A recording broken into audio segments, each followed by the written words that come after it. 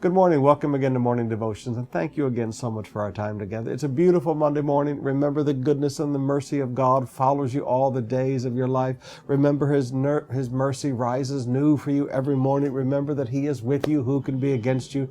It is going to be a good week this week. I want you to come back with me now to the book of Acts chapter 17 and talk about some of my favorite people in the Bible.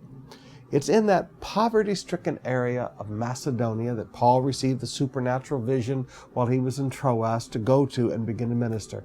And it's funny, he gets a vision to go there. He's there in the will of God, and he gets kicked out of every city. Just because something's God's will doesn't mean it's going to be easy. But when he gets to Berea, he finds a people of noble character.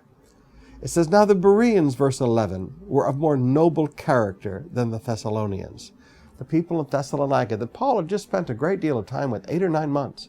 He said the Bereans were of more noble character than the Thessalonians.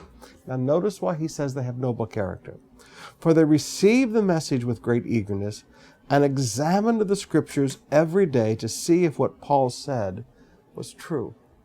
Now this is being good church members. You receive the sermon with eagerness, but you go search the scriptures to see if these things be so. Now, forgive me. When you go to church every week, there is so much false doctrine that is preached in the world today. And you say, how does that happen? Well, one person hears a sermon and they just keep repeating it, But there's so much out there that has nothing to do with the Bible. So first of all, if you hear a sermon and it's not full of scripture, don't pay any attention to it, because it's just the words of men and it can't change your life. It's maybe relevant, but so is Oprah. But that doesn't mean Oprah can change your life. Nothing against Oprah.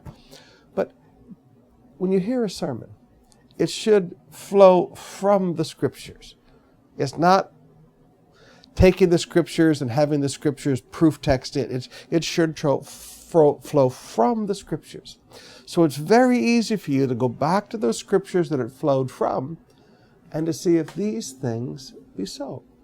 Now, every time you hear a sermon, you should sit down and go, wait a minute, let me see, does this flow from the scriptures, or is this just somebody making up what they want to say and then finding a few scriptures to put over the top of it? If it flows from the scripture, receive it eagerly and go back and search the scriptures to make sure these things are true.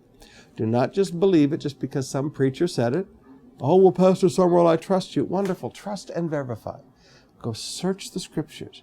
You and I need to make sure that we believe correctly from the scriptures.